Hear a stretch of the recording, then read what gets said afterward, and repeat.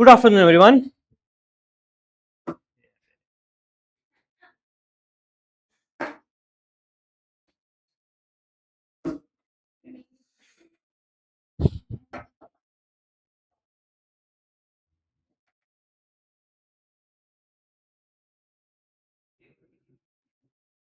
होगा होगा, टेंशन मत ले।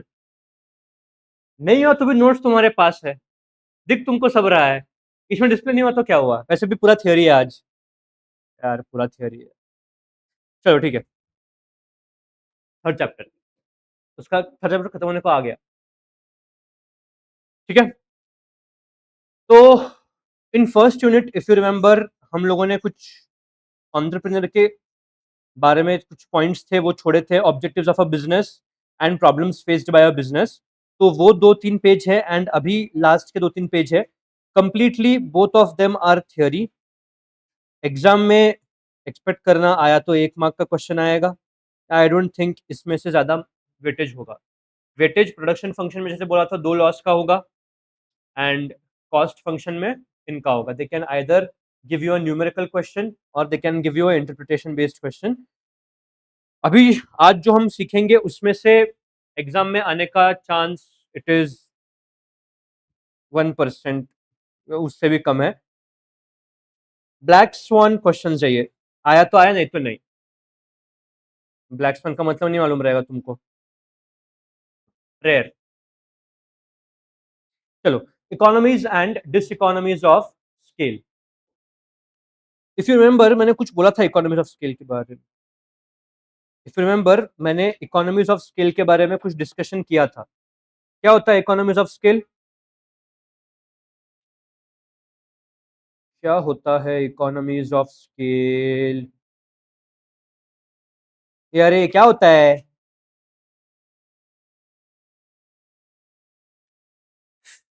अरे, शॉर्ट टर्म मेमोरी लॉस।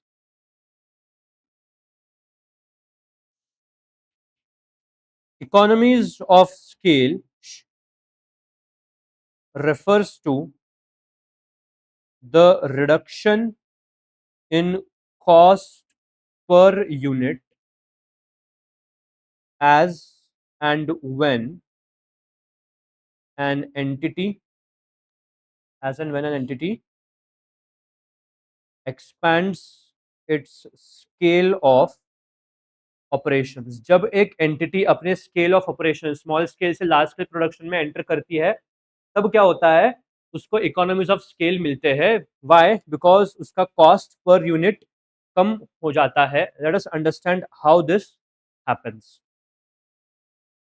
एक एंटिटी को फिक्स्ड कॉस्ट इनकर करना पड़ रहा है, लेटस से ₹5 लाख का। ठीक है।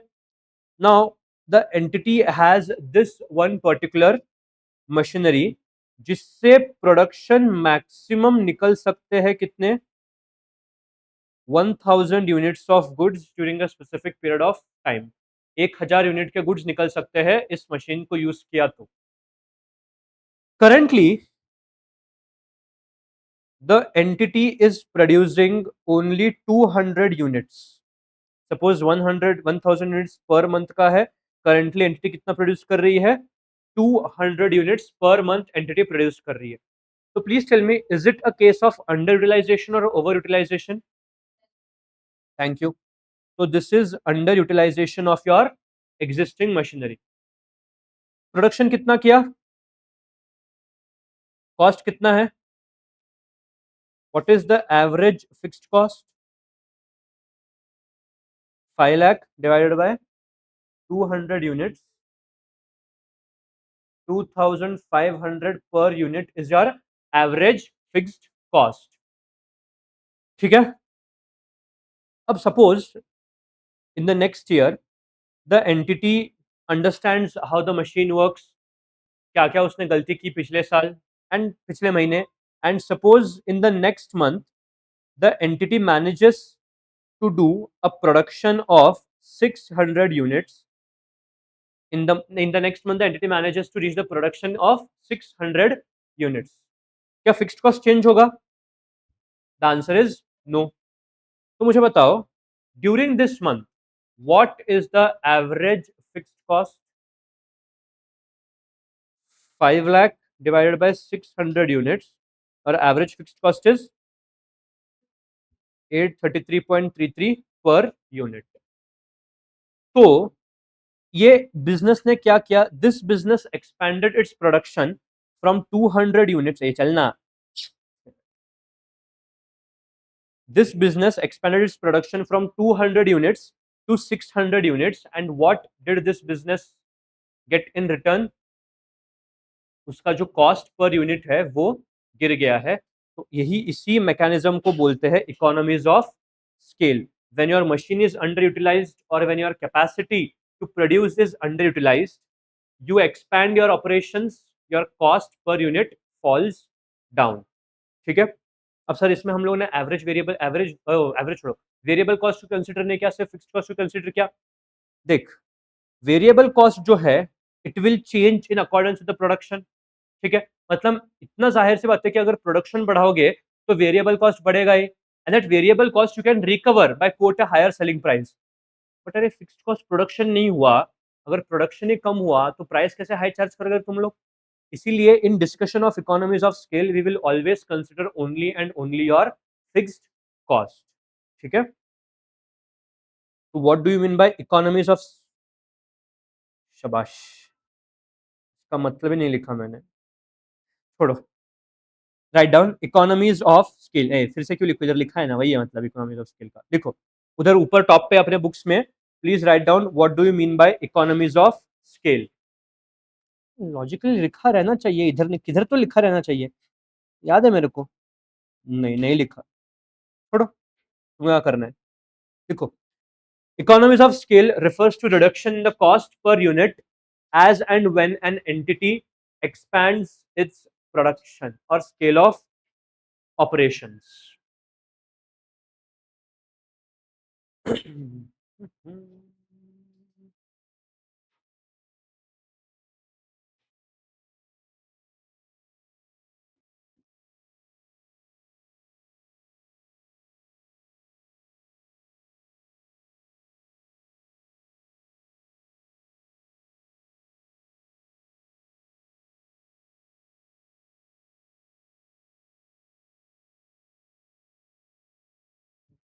ना, गुडॉक्स.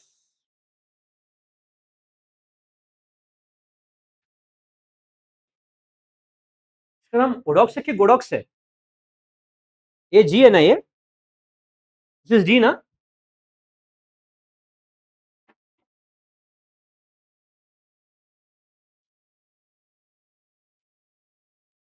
गुडॉक्स बोलते हैं इसको. ठीक है तुम लोगों ने, चलो. So what this is the meaning of your economies of scale. इसका उल्टा ऑपोजिट वर्ड क्या होगा? Diseconomies of scale. So what exactly do we mean by diseconomies of scale? Diseconomies of scale, इसका मतलब क्या होता है? Once the capacity is fully reached, once the capacity is fully reached, expanding the scale of production further, expanding the scale of production further will result into reduction of production and increase in the cost per unit. Please write down the meaning of diseconomies. Example कैसे समझाता हूँ, पहले लिखो. Diseconomies of scale means once the capacity is fully reached, expanding the scale of operation or scale of production further would result into the reduction of production, क्या मस्त है, reduction of production and increase in your cost per unit.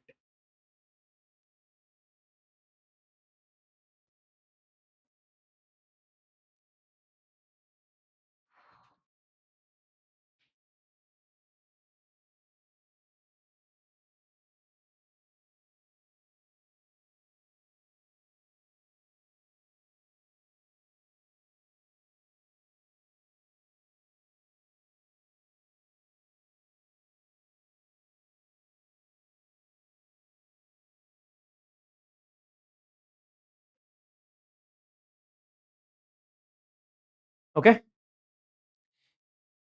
Listen up, if you remember कल हम लोगों ने एक curve देखा था, क्या बात है, average total cost curve. Now let it be long run short run, ऐसा ही होता है दोनों का।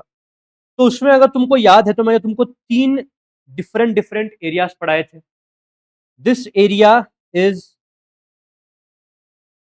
अंडर यूजेज और यूटिलाइजेशन ऑफ मशीनरी, जिसमें तुम्हारे average total cost are falling, मतलब your TP might be increasing.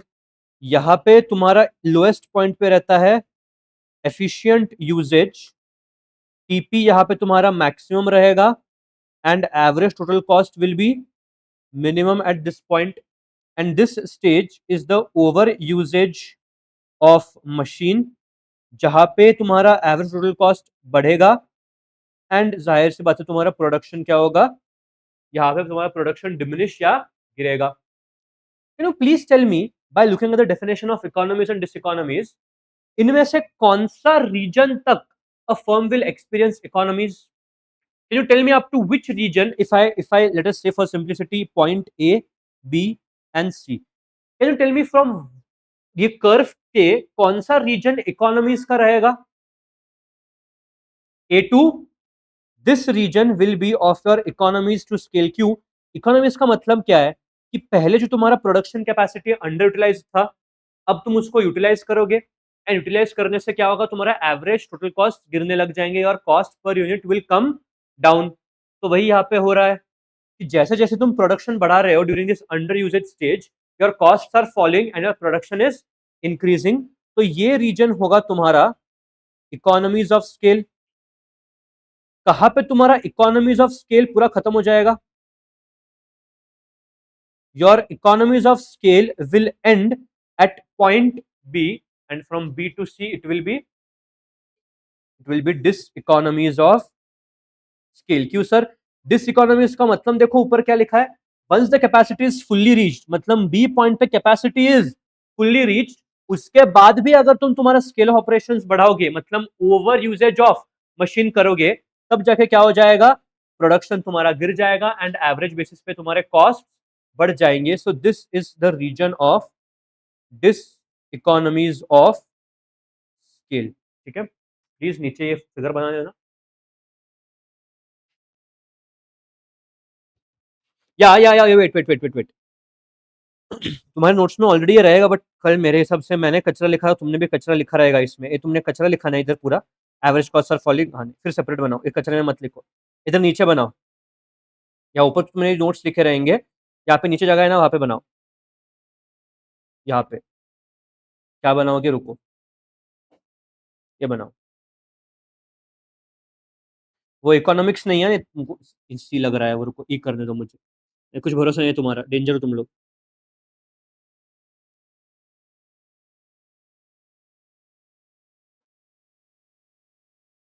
वो ऑप्शन में रहता है कभी कभी, इकोनॉमिक्स ऑफ स्केल, उसको टिक करके मत आना। हाँ, नहीं होता है घाय घाय में। बोलू क्या मैं I go on a limb and predict कि अभी जो टेस्ट होगा कॉस्ट का, उसमें से भी बहुत लोग इकोनॉमिक्स को टिक मारेंगे। जैसे जो मैं पढ़ रहा हूँ ना, जो मैं बता रहा हूँ ना, मार्क करके रखो कहीं पे।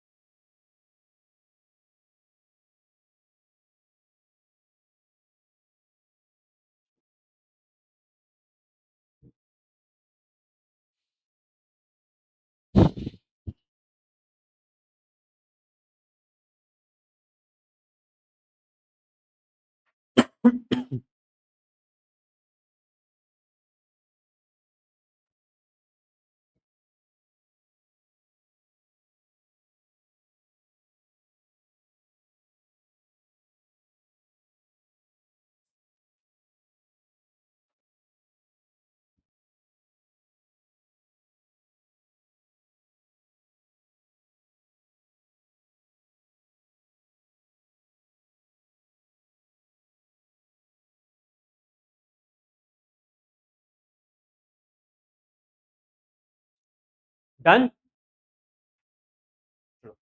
फटाफट क्या कम करो, तुम्हारे नोट्स में लास्ट पेज पे आ जाओ, थोड़ा last page, and please on your own read from this. Why is your LAC, LAC का मतलब क्या sir? Long run average cost. Why is it U shape? ठीक है, कैसे पढ़ेंगे सर? इधर जो कंटेंट लिखा है वो, और जो तुमने वहां पे ड्राइंग किया है वो। On the basis of these two information please read. Drawing में 2 मिनट में स्क्रीन पे रख दूंगा, बट यहां से पढ़ लेना जो भी यहाँ पे लिखा है। Please read once and please compare it with the diagram and see if you can understand whatever is return. मैं सिखाऊंगा, बट प्लीज पहले तुम लोग खुद पढ़ो उसको। There is 90% chance you understand.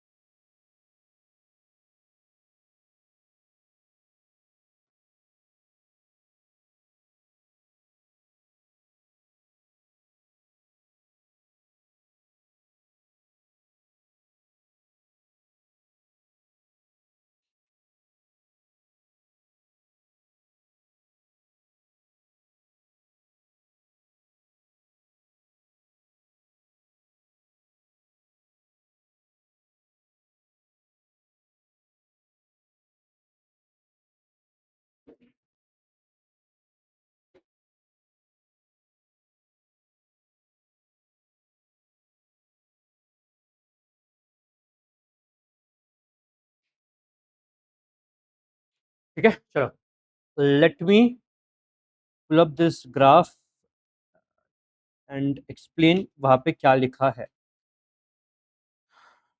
अरे तुमको बोला था, तुम यहीं पे बना देते डायग्राम। ठीक है, ठीक है, ठीक है, होती है गलती तुमसे, no need to say sorry. ठीक है, तो why is this LAC curve U shape? See it is long run average cost curve. Long run में कौन सा प्रोडक्शन फंक्शन चलता है? इज इट वेरिएबल रिटर्न्स और returns to scale? Long run production function में कौन सा फंक्शन चलता है? Is it law of diminishing returns और laws of returns to scale? तो इसीलिए it is the shape of this long run average cost is not due to variable factor ratios. Basically यहाँ पे क्या बोला है? It is not due to law of variable proportions, instead it is because of laws of returns to scale. Initially your long run average cost declines, ये initially decline होता है as the firm expands its production and experiences increasing returns to scale due to internal and external economies. Internal external तुमको मालूम नहीं है, but you are familiar with the word economies. तो जब भी एक एंटिटी को इकोनॉमीज ऑफ स्केल होंगे तो it will experience falling LACs and increasing returns to scale. At a certain point the LAC will stabilize, मतलब गिरना कम हो जाएगा and it will reach its minimum point that is called as your constant returns to scale. ये वाला point is called as your constant returns to scale where your machine will be efficiently utilized. Eventually LAC बढ़ता है, तुम अगर उसके आगे भी production करते जाओगे तो LAC क्या हो जाएगा? बढ़ जाएगा। And when LAC increases you will experience decreasing returns to scale as the firm face diseconomies of scale. ठीक है, it is also called as planning curve and envelope curve. वो पिछले क्लास में समझा दिया था ऐसा क्यों होता है। तो ये अगर ग्राफ तुम केयरफुली ऑब्जर्व करोगे तो ये ग्राफ से बहुत सारे एमसीक्यूज बन सकते हैं। पहले वो बताएंगे ए टू बी का रीजन क्या है बताओ, फिर वो बताएंगे बी में कौन सा रिटर्न टू स्केल चल रहा है बताओ, ए टू बी में मशीन का यूटिलाइजेशन कैसा है बताओ, बी टू सी में कैसा यूटिलाइजेशन है बताओ, बी पे क्या यूटिलाइजेशन है बताओ। There can be multiple questions which can be asked on this individual graph. तो इसलिए मैंने तुमको ये स्पेसिफिकली बनवा के दिया है। ये तुम्हारे स्टडी मटेरियल में नहीं है बट क्वेश्चंस इससे पूछे गए हैं। अगर तुमको दिखाओ कौन से क्वेश्चंस, तो किधर है, हाँ है ना।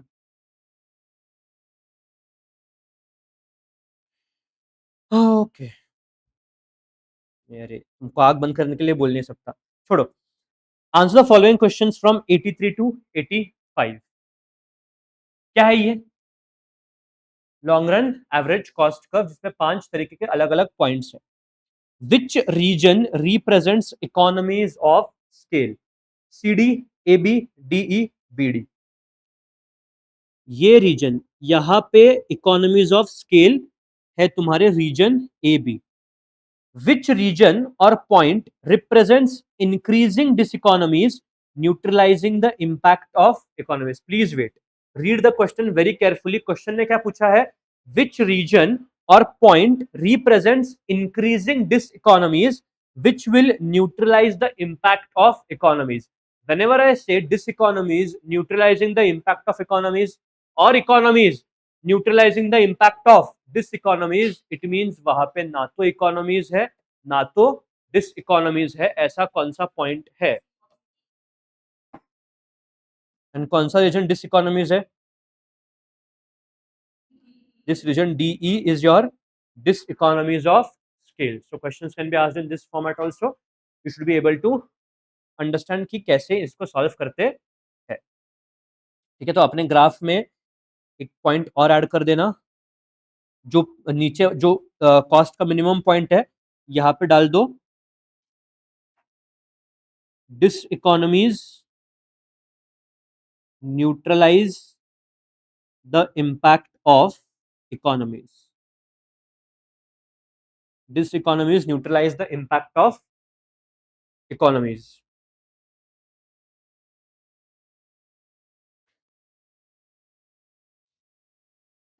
तुम्हारे सिलेबस में इतना ही इंक्लूड करना चाहिए था मेरे हिसाब से, बट उन्होंने कुछ भी वाहियात चीजें दे रखी है। तो it is my responsibility to teach, and तुमको चॉइस नहीं है तुम्हारे पास।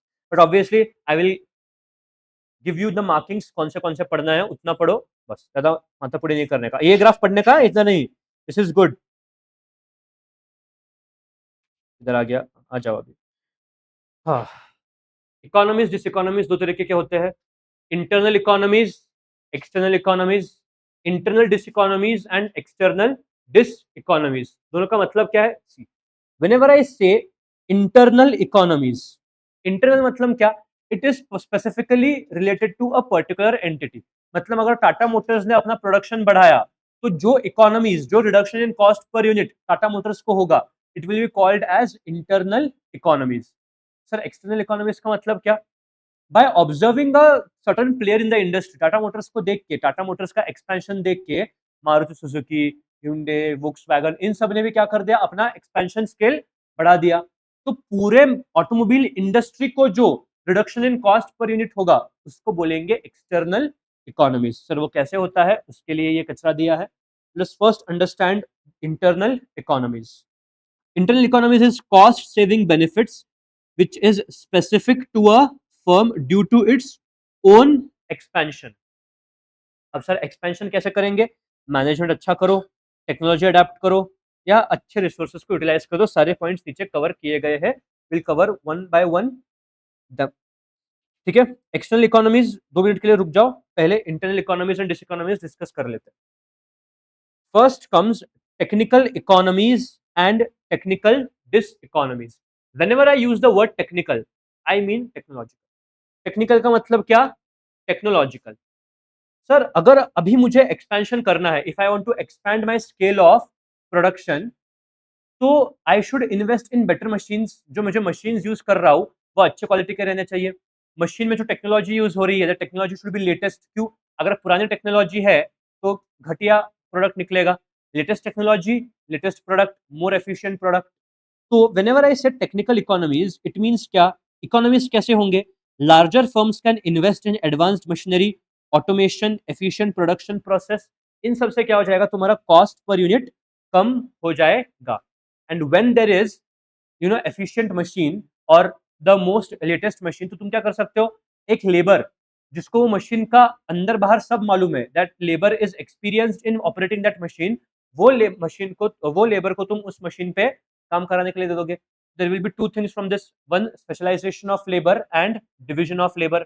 अगर कुछ याद आ रहा तो फर्स्ट स्टेज कौन सा stage sir, in law of variable proportions, पहले स्टेज में हमने देखा था, पहला स्टेज होता क्यों है, because of division of labour and specialisation of labour. And फिर एक और पॉइंट कौन सा देखा था,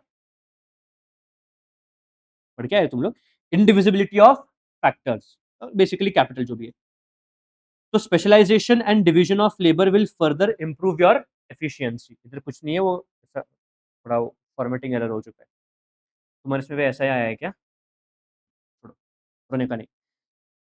फिर क्या हो जाएगा सर, डिसइकोनॉमीज मतलब क्या, अरे जब टेक्नोलॉजी सबसे अच्छा अडॉप्ट किया है, जब तो तेरा जो डिमांड है उसके हिसाब से प्रोडक्शन हो रहा है, फिर भी मेरे को लालच आ गई सर, मैं क्या सोच रहा हूँ, मैं और प्रोडक्शन करके रखता हूँ तो और बेच पाऊंगा, तो तुमने क्या कर दिया, नए मशीन खरीद लिए, जितना जरूरी था उससे ज्यादा तुमने नए मशीन खरीदे और बेहतर टेक्नोलॉजी यूज करते गए। अरे बट वो जो बेहतर टेक्नोलॉजी तुम लेके आए हो, उसके लिए आदमी किधर से लेके आओगे, there should be a person who should be skilled enough to understand how the technology works.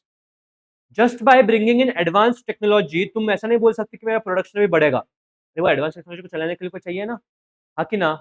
तो तुमने टेक्नोलॉजी में अच्छा अमाउंट लेके आए, सब किया, बट तुमको उससे कोई यील्ड मिला ही नहीं, मतलब तुम कॉस्ट तो इनकर करते बैठ रहे हो, बट उससे कुछ भी तुम्हारा प्रोडक्शन में इम्पैक्ट हो नहीं रहा है, तुम्हारा प्रोडक्ट बिक नहीं रहा है। This is called diseconomies. Beyond a certain size additional expansion will lead to inefficiencies. क्यों, अरे प्रोडक्शन प्रोसेस कॉम्प्लेक्स हो जाएगा, अगर तुम इतना ज्यादा टेक्निकल मशीन लेके आओगे, सॉफ्टवेयर लेके आओगे, तो production process will become complex and challenging, which will increase your operational cost. Basically technical economics and diseconomics मतलब क्या, इकोनॉमिक्स कब होंगे, जब बेटर टेक्नोलॉजी लेके आओगे, बेटर स्किल्ड रिसोर्सेस लेके आओगे, तब जाके इकोनॉमिक्स होगा। डिसइकोनॉमिक्स कब होगा, जब जरूरत के बाद भी, if when it is not required, still beyond, तुम आगे जाके अगर और मशीनरी को लेके आओगे और नया टेक्नोलॉजी लेके आओगे, तो you will face diseconomies of scale. Managerial economies and diseconomies of scale मतलब क्या, look at the economies. Larger firms can afford specialized managers for different functions. अगर कोई फर्म बड़ा है साइज में, तो क्या हो जाएगा, that firm can appoint experienced manager, skilled manager, क्यों, पैसा है अभी उसके पास। तो अगर तुम एक बेहतर मैनेजर को रखोगे अपने काम में, तो मैनेजर क्या देखेगा, ओवरऑल प्रोडक्शन प्रोसेस को सुपरवाइज करेगा कि बराबर से प्रोडक्शन हो रहा है कि नहीं, वीकली टारगेट्स मीट हो रहे हैं कि नहीं, क्या कोई लेबर खाली बैठा है क्या सभी लेबर अपने कैपेसिटी के हिसाब से काम कर रहे हैं क्या, मशीन में कोई खराबी तो है कि नहीं, फिर टेक्नोलॉजी जो हमने वहाँ पे यूज किया है, क्या उससे हमको बराबर आउटपुट मिल रहा है कि नहीं, वगैरह वगैरह, ये सब काम देखेगा कौन, गवर्न कौन करेगा, मैनेजर। तो if you are a larger firm, you can afford specialised managers, मतलब एक एक प्रोडक्शन प्रोसेस के लिए एक एक मैनेजर, इसको ये बोलते हैं division of managerial task, specialization of labour, वही है रे, सब वही बात चल रहा है। And therefore it will improve your decision making. क्यों, तुम्हारे पे दो डिपार्टमेंट तुम्हारे पास, first you have a production department and second you have a finance department. अब अगर तुम प्रोडक्शन और फाइनेंस दोनों के लिए एक ही मैनेजर लगाओगे, तो वो मैनेजर प्रोडक्शन के पास भी भागेगा, फाइनेंस भी भागेगा, ऐसा होना नहीं चाहिए। हर एक डिपार्टमेंट के लिए एक मैनेजर रहना ही चाहिए। इसको तुमने ओसीएम में पढ़ा था, डिवीजन ऑफ लेबर या डिवीजन ऑफ टास्क या स्पेशलाइजेशन ऑफ मैनेजर। कौन सा चैप्टर, वो हेनरी फेल के 14 प्रिंसिपल्स थे ना, याद आ रहा है क्या? याद आएगा ही नहीं सर, इतना त्रस्त दिया था उसने। ठीक है, डिस इकोनॉमीज, ये क्या हो जाएगा, डिस इकोनॉमीज मतलब क्या हो जाएगा सर, अब तुम मैनेजर लगाने से कैसे डिस इकोनॉमीज होंगे, होंगे कैसे, डिपार्टमेंट कौन सा है, प्रोडक्शन, इज्जत से कितना आदमी रखना चाहिए था, एक मैनेजर। तो तुमने क्या किया मालूम क्या, प्रोडक्शन में भी दो तरीके की प्रोडक्शन, एक प्रोडक्शन जिधर से मटेरियल जाता है गुजरात को, प्रोडक्शन करके मटेरियल जाता है गुजरात को, एंड देन जाता है दूसरा महाराष्ट्र को। तुमने क्या किया, गुजरात का एक मैनेजर रखा, महाराष्ट्र का एक मैनेजर रखा। मुझे एक बात बताओ, अगर गुजरात के लिए तुमने एक अलग मैनेजर रखा है, तो डोंट यू थिंक ये मैनेजर जितना भी प्रोडक्शन होगा वो ज़्यादा से ज़्यादा गुजरात में लेके जाएगा? ऑब्वियसली उसको इंसेंटिव कब मिलेगा? अगर प्रोडक्शन जो हो रहा है, if that production is getting sold in Gujarat, तो मैनेजर को ज़्यादा कमीशन मिलेगा। ये महाराष्ट्र वाला क्या करेगा? महाराष्ट्र के पास लेके जाएगा। There will be conflict of interest. क्यों? तुमने क्या करना चाहिए? तुमने देखना चाहिए फर्म कैसे बिजनेस बढ़ाए। तुम खुद का जेब मत पढ़ो। अब आगे जाके वो ऊपर जो हम छोड़ के आए थे उसमें ही एक लॉ था, थियरी ऑफ फर्म्स करके, which is given by R L. Marris, पढ़ेंगे आज। तो क्या हो जाता है, अगर तुम अलग अलग मैनेजर साइन करोगे ना, प्रोडक्शन में भी अलग अलग मैनेजर, प्रोडक्शन फाइनेंस समझ गया, प्रोडक्शन में भी अगर तुम 2 से ज्यादा मैनेजर लेके आओगे ना, तो ऐसे ही होगा, there will be conflict of interest. तो as firms grow too large, communication gaps, bureaucratic delays, and inefficiencies in decision making arise. This results in increased administrative cost and slower response time. ठीक है? Then commercial economies and diseconomies. Commercial मतलब क्या? It is totally related to your business. Economics क्या होंगे? Large firms can purchase raw materials in bulk at low prices. अगर तुम लोग expansion कर रहे हो, if you are going to what large scale production, तो तुमको अगर प्रोडक्शन ज्यादा कर रहे हैं तो रॉ मटेरियल्स भी ज्यादा लगेंगे। अगर रॉ मटेरियल्स तुमको ज्यादा लगेंगे तो what will you do? You will purchase raw material in bulk. Bulk में रॉ मटेरियल परचेज करोगे, उनको यूज करोगे एंड प्रोडक्शन करोगे। तो if you are purchasing raw material in bulk, तो जाहिर सी बात है जो तुम्हारा सप्लायर है वो तुमको अच्छे खासे डिस्काउंट देगा। तो इसीलिए if you purchase raw materials in bulk, you can purchase them at lower prices. ठीक है? अगर तुम लोअर प्राइसेस पे उनको बेचोगे, अगर तुम लोअर प्राइस पे रॉ मटेरियल को खरीदोगे, मतलब तुम्हारा कॉस्ट ऑफ प्रोडक्शन बढ़ेगा कि कम होगा? कॉस्ट ऑफ प्रोडक्शन तुम्हारा कम होगा। अगर कॉस्ट ऑफ प्रोडक्शन कम होगा तो can you pass on the benefit of reduced cost to your customers? कैसे पास ऑन करेंगे सर? कस्टमर्स को कम प्राइस चार्ज करेंगे। अगर तुम कस्टमर को कम प्राइस चार्ज करोगे तो automatically as per law of demand, your demand will increase. तुम्हारा प्रोडक्ट का डिमांड बढ़ जाएगा। And if you are charging low price then compare to your competitors, तुम जाहिर से इसका एडवर्टाइजमेंट करोगे, भाई हमारा प्राइस कम है। तो they also benefit from large scale marketing and advertisement which reduces your total promotional cost. मतलब एडवर्टाइजिंग के लिए भी कम खर्च करना पड़ेगा, हाँ कि ना? बिकॉज तुमको खर्च, एडवर्टाइजिंग का खर्चा किसमें होता है?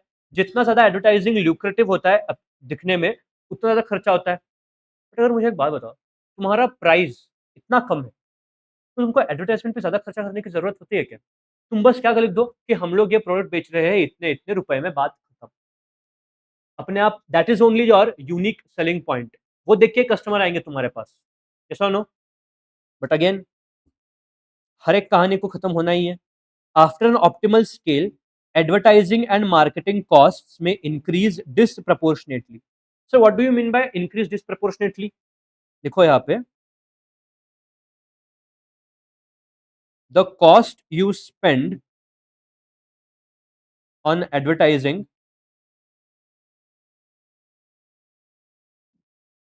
may not increase the demand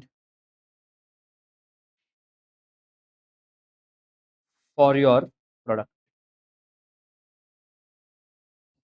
The cost you spend on advertising may not increase the demand for your products. इसको बोलते हैं कि the advertising and marketing cost में इंक्रीज डिसप्रपोर्शनेटली, मतलब it is not proportional to what your demand is. तो ऐसा होता क्यों? A very simple reason. तुम अगर एक्सपेंशन कर रहे हो तो मुझे एक बात बताओ, तुम क्या चाहोगे? You go beyond the boundaries of your state and sell there. अगर तुम्हारा प्रोडक्शन चल रहा है in the state of Maharashtra, ठीक है, और production is in the state of Maharashtra, now you want to expand, तो तुम क्या करोगे? महाराष्ट्र से you will try to shift to Gujarat, मतलब महाराष्ट्र में भी रहेगा बट गुजरात जाओगे, कर्नाटका जाओगे, तमिलनाडु जाओगे। अब अगर नए स्टेट में एंटर कर रहे हो तो यहाँ पे भी एडवर्टाइजमेंट करना पड़ेगा, हाँ कि ना? यस और no? Tell me one thing, जो तुम प्रोडक्ट महाराष्ट्र में बेच रहे हो एंड जो गुजरात में बेच रहे हो, is the product same? Obviously it has to be same. But the fact that the product is same, क्या इसका ये मतलब है कि गुजरात में ये प्रोडक्ट का कोई और दूसरा सेलर है ही नहीं? ऐसा है क्या? रहेंगे सेलर्स, तुमको क्या करना है? तो तुम्हारा काम यहाँ पे क्या करना है मालूम क्या? एडवर्टाइजमेंट के साथ साथ तुम्हारे कॉम्पिटिटर का मार्केट भी छीनना, तो उसके तुम एडवर्टाइजमेंट करते हो भाई? ये जरूरी है क्या कि एडवर्टाइजमेंट किया मतलब प्रोडक्शन बनेगा या डिमांड बढ़ेगा ही? The answer is no. यहाँ पे एडवर्टाइजमेंट किया कुछ नहीं हुआ, किया कुछ नहीं हुआ, किया कुछ नहीं होगा। Advertisement cost is a advertisement cost is a dash cost. उसको क्या बोलते हैं? मेरा नाम याद रखो ना, संक। तो दैट कॉस्ट संक कॉस्ट। तू लेक्चर देख समझ जाएगा। प्रोडक्शन क्या तूने कि नहीं? आधा आधा। संक कॉस्ट का क्या मतलब रहता है? वंस यू इनकर the cost it is irrevocable. Advertisement पे खर्चा किया, अरे प्रोडक्शन अगर तुम्हारा डिमांड विमांड कुछ नहीं हुआ तो एडवर्टाइजमेंट का खर्चा रिकवर कर सकते हो क्या? कैसे रिकवर करोगे? कर ही नहीं सकते। तो इसीलिए these advertisement cost are increasing, but you can not increase the output और डिमांड फॉर योर प्रोडक्ट। तो ऐसे जाके तुम्हारा वो डिस इकोनॉमीज हो जाएगा। Financial economies and diseconomies मतलब क्या? सर भी अगर एक्सपेंशन कर रहे हैं तो हम लोग can have a better access to financial resources, obtaining loans at lower rate of interest and raising capital more easily through stock markets. So this is a very good point. India में कैसा trend चल रहा है मालूम है क्या? अगर तुम्हारा प्राइवेट लिमिटेड कंपनी है, इनकॉर्पोरेट किया है, 5-6 साल से है, तगड़ा रेवेन्यू कमा रहा है, सपोज साल का that company is earning revenue of somewhere around 50 crore, around 50 to 100 crore. अगर ये प्राइवेट लिमिटेड कंपनी, समझता है क्या है? अगर ये कंपनी रेवेन्यू कमा रही है तो यू ऑब्जर्व ये कंपनी क्या करती है मालूम है क्या? Instead of obtaining loan from bank ना, अगर इसको पैसा चाहिए एक्सपेंशन के लिए, this company goes for listing on the stock exchange and thereby bringing a initial public of IPO. तो थोड़ा रिस्पॉन्स होना चेहरे पे जरा, रोज समझेगा तुम लोग मालूम है कि नहीं मालूम है। तो ये ट्रेंड होता है आजकल। बहुत सारे कंपनीज क्या कर रहे हैं, private limited companies, after working for 5 to 6 years they are doing what? IPO. Sir कैसे? इनको कौन पैसा देगा? Tell you one thing, stock markets में इतने इलिटरेट लोग हैं, financially illiterate, not educationally, financially illiterate इतने लोग हैं ना, वो क्या करते हैं मालूम है क्या? मेरे को ज्यादा जरूरत भी नहीं है रे, मैं ये जब मैं लिस्ट करूंगा अपने शेयर्स को, तो I will just keep, I will just decide the price as, price कैसे डिसाइड होता है? फाउंडेशन पास करो समझेगा। This price is suppose 15 rupees पे मेरा स्टॉक लिस्ट हुआ। तुमको मालूम है कि 15 रुपए पे भी कुछ नमूने ऐसे रहेंगे जिनको एक कंपनी क्या करती है, कंपनी का बैकग्राउंड क्या है, कंपनी के पिछले साल का टर्नओवर क्या है, प्रॉफिट क्या है, ये क्या है, वो क्या, कुछ नहीं मालूम। प्राइस देखते हैं 15 रुपए, अपने जेब में है, करो इन्वेस्ट। सर कितने शेयर इन्वेस्ट करेंगे? 10 शेयर। क्यों? कितना पैसा जा रहा है? 150। हाँ ठीक है ना सर, इधर कितना ज्यादा अमाउंट है? अरे एक का है। इंडिया का पॉपुलेशन कितना है? उसमें से इलिटरेट लोग कितने? बहुत सारा है। तो अगर मैंने ये 151 का है ना, 1000, worst case scenario 1,50,000 by doing nothing, by listing. And once this money, ये इन्वेस्ट करते हो ना, पैसा चला जाएगा कंपनी को, company. And by the way these are what? These are shares of company. कौन से share sir? Equity shares of company में तुमने इन्वेस्ट किया, तुमने लॉ में पढ़ा है, क्या इक्विटी शेयर्स पे डिविडेंड देना कंपलसरी है? The answer is no. तो सर ये करते क्यों? अरे डिविडेंड नहीं देना, मुफ्त का पैसा मिल रहा है। बाकी अगर हमने परफॉर्म किया नहीं किया, नुकसान तो कस्टमर का, शेयर होल्डर का होगा, हाँ कि ना? अपने को इस पे कोई पैसा देने का नहीं है। वही अगर 1,50,000 बैंक से लेते तो इंटरेस्ट देना पड़ता था। इसीलिए ऐसा चल रहा है कि many companies are shifting to listing. मुफ्त का पैसा, पब्लिक का पैसा, लो खुश रहो। Why this is happening? Because of the heavy taxes which the businesses have to pay. हमारे पास बिजनेसमैन रोते हुए आते हैं रे, सर क्या इतना टैक्स क्यों भर रहे? there is no incentive in India to do a business because you are paying lots and lots of taxes. ये taxes तो official taxes है, unofficial every year March ending hotels, beer bar, restaurants, इनमें raid पड़ते हैं। किसके red पड़ते हैं? है ना इधर बाजू में, क्या है बाजू में? तुमको मालूम है इधर बाजू में क्या है? You don't know? That is excise office, government office, tax office. इनके रेट्स पड़ते हैं। Do you know how much they, under the table ना सब, आराम से it is more than 10 to 15 lakhs। In the month of March 10 से 15 लाख, 7 लाख का licence भी भरा है उन्होंने लिकर पे, लिकर फीस, जिसका अराउंड महीने महीने नहीं, साल का जाता है खर्चा 7 से 8 लाख, उसके ऊपर 10 से 15 लाख कैश में पेमेंट करने का। करो फिर, इतने सब अगर टैक्स रख रहे हो तो ऑब्वियसली बिजनेस नहीं करेगा कोई भी इंडिया में। एंड बोलते we have ease of doing business in India, पढ़ेंगे कुछ घंटा ईज नहीं है। ठीक है, तो इसको बोलते हैं फाइनेंशियल इकोनॉमीज। अगर तुम एक्सपेंड कर रहे हो ना, तो you have what opportunity to raise money either from banks और through stock markets. Diseconomies क्या होगा सर? लालच और एक्सपेंशन कर रहे हैं, लो और बैंक से लोन है। अभी वही कोई 10 साल पहले एक बंदा था जो लेके गया था, अभी परसों उसका कुछ तो पॉडकास्ट हुआ, कुछ घंटा नहीं कुछ पॉडकास्ट है, it was a publicity stunt, it was a PR बात। उसने क्या बोला था, क्या बोला था विजय माल्या ने? पॉडकास्ट सुना है? पॉडकास्ट है तूने? सुना है? तू बैठ, तू मत बोल, तूने नहीं सुना ना? सुनो, आज घर जाओ, 4 घंटे का, पूरा 4 घंटा नहीं देखने का, रोज 20-20 मिनट देखने का। मैंने भी ऐसे किया, रोज 20-20 मिनट देख के खत्म किया है। You will understand it is full of shit. समझेगा तुम, कुछ नहीं कर सकते। अब वो देख के ऐसा लग रहा है कि it was just for one simple reason कि तब आरसीबी जीता था। Immediately after RCB won the IPL ये पॉडकास्ट रिलीज हो। अगर आरसीबी आईपीएल जीतता ही नहीं, ये पॉडकास्ट रिलीज होता ही नहीं। ऑब्वियसली शूट पहले किया था उन्होंने।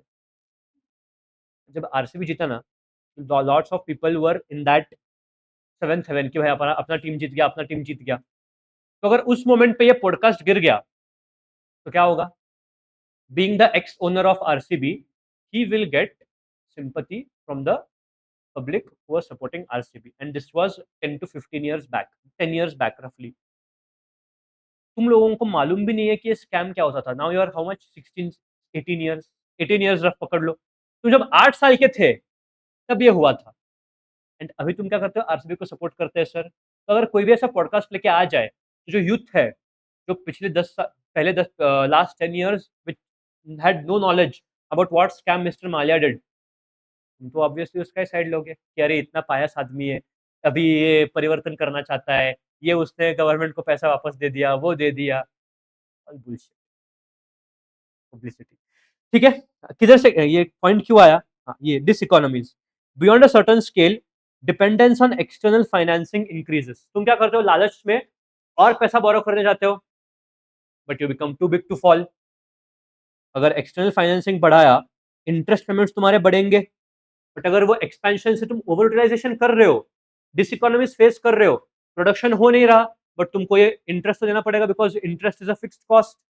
तुम प्रोडक्शन करो ना करो, बैंक तुमको इंटरेस्ट माफ नहीं करेगी, interest is a fixed cost for you.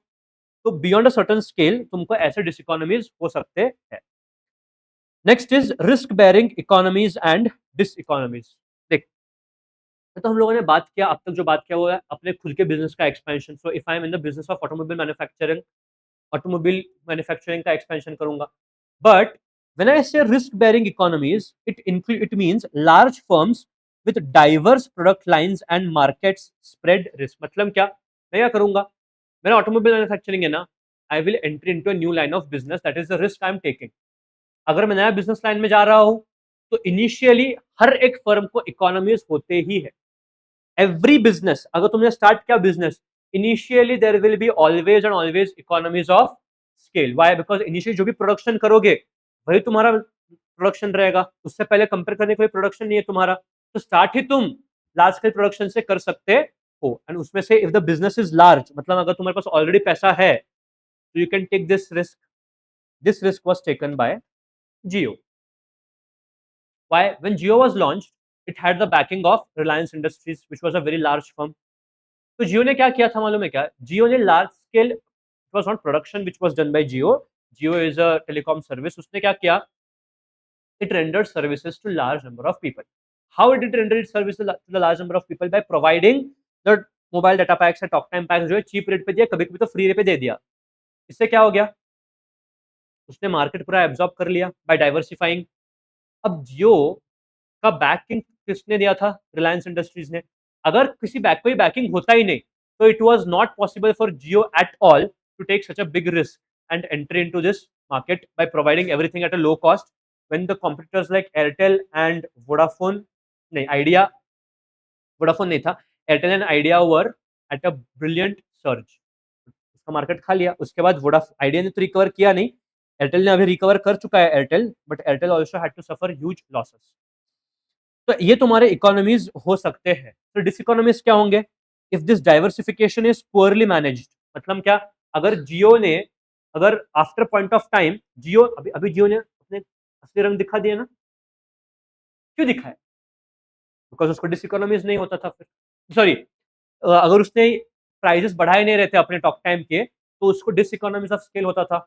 Now that it has increased, it is not facing diseconomies. तो इसीलिए if you manage diversification poorly, it may increase the risk rather than mitigating them, and therefore inefficiencies and instability. तो इसमें से पढ़े क्या? मेरी बात मानो, कुछ मत पढ़ो, कुछ भी मत पढ़ो. सॉरी, कुछ मत मतलब कब नहीं पढ़ोगे? जब रिवीजन करोगे तब नहीं. फर्स्ट टाइम रिवीजन सब पढ़ना है, फर्स्ट टाइम रिवीजन सब पढ़ना है, सेकंड टाइम रिवीजन हाथ भी मत लगाना. बस इसका मीनिंग देखना कि इंटरनल का मतलब क्या होता है, एक्सटर्नल का मतलब क्या होता है. एंड अगर पढ़ना ही है तो उसका हेड पॉइंट्स तुम पढ़ के रख सकते हो कि what is the exact meaning of these head points. बाकी no need to read any of this. ठीक है, let us go to now external economies and diseconomies. External economies का मतलब क्या बोला मैंने? पढ़ो यहाँ पे. Advantages gained by all firms in industry. सारे के सारे फर्म्स, इफ ऑटोमोबाइल इंडस्ट्री की बात कर रहा हूं, तो एडवांटेजेस जो पूरे के पूरे ऑटोमोबाइल इंडस्ट्रीज को मिलेंगे by expansion due to industry wide expansion. Sir ये इंडस्ट्री पूरा एक्सपेंड कैसे होगा? इमिटेशन के, सॉरी, कॉपी करने से. मतलब क्या? टाटा मोटर्स ने क्या किया? एक्सपेंशन बढ़ाया. मारुति सुजुकी, ह्यूंडई, वोक्सवैगन और कौन से कंपनी है भाई?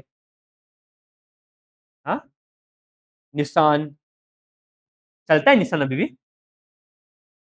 छोड़ो. ये तीन कंपनी क्या करते हैं? तीन कंपनी भी एक्सपेंशन करते हैं. मतलब क्या हो जाता है? By copying the one industry और by copying the one particular player, other competitors imitate. क्यों सर? अरे अगर टाटा मोटर्स एक्सपेंशन कर रहा है तो इसको इकोनॉमीज ऑफ स्केल होंगे. अगर इसको इकोनॉमीज ऑफ स्केल होंगे, ये सेलिंग प्राइस कम चार्ज कर सकेगा. अगर ये सेलिंग प्राइस कम चार्ज करेगा तो सिर्फ टाटा मोटर्स का डिमांड बढ़ेगा. किधर से बढ़ेगा? इनका डिमांड जाएगा, बाकी कॉम्पिटिटर्स का डिमांड. तो इसीलिए whenever there is expansion by a particular player in the industry, expansion of scale, their competitors will 99% of the times follow, and उससे क्या हो जाता है? इंडस्ट्री वाइड एक्सपेंशन होता है. लेकिन again excessive expansion will lead to diseconomies of scale. ठीक है, तो let us now read external economies होते क्या है. Let us see what is the meaning of external economies. These are the benefits that the firms receive when an industry as a whole expands. When the automobile industry as a whole expands, तो हर एक industry जो वहां पे बैठा है, हर एक sorry firm जो वहां पे बैठा है, टाटा मोटर्स, ह्यूंडई वगैरह, उन सबको भी इकोनॉमीज का बेनिफिट मिलता है. कैसे sir? Read first point, cheaper raw materials. अरे क्या बात है, लकीली. अच्छा, मैंने सबका ऑटोमोबाइल एग्जांपल ही दिया है क्या? नहीं, ठीक है, चलो दिया तो अच्छा था, बट चलो ठीक है. एक काम करो, cheaper raw materials and capital equipment. Before you read this, read example first. अपने मन में पढ़ो.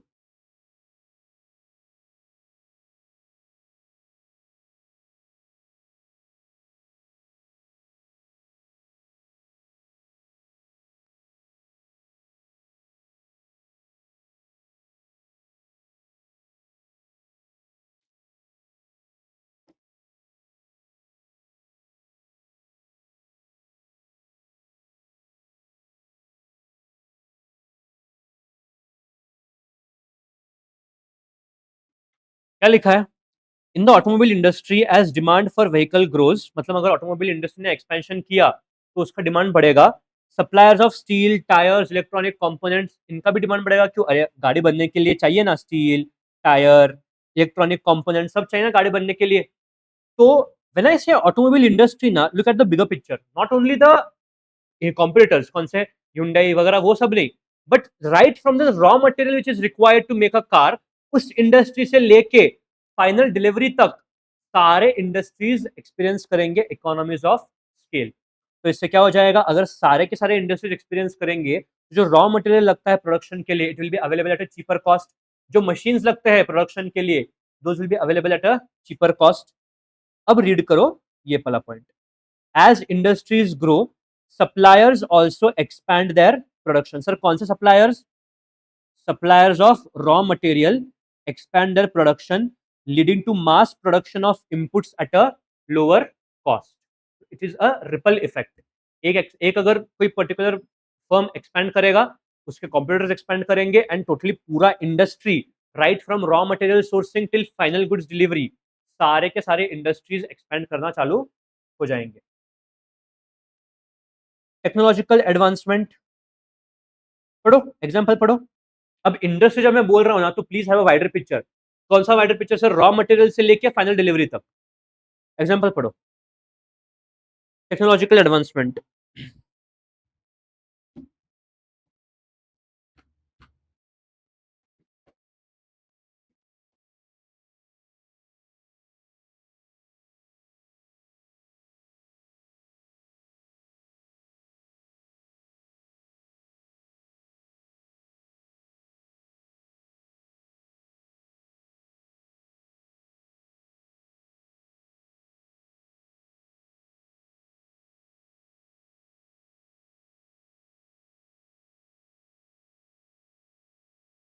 पढ़ लिया? क्या लिखा है sir? Technological advancements in the car industries as automakers like Tesla and Ford. अब ये क्या कर रहे हैं? इलेक्ट्रिक व्हीकल के पास जा रहे हैं। इलेक्ट्रिक व्हीकल्स में क्या लगता है? लिथियम आयन बैटरी लगती है।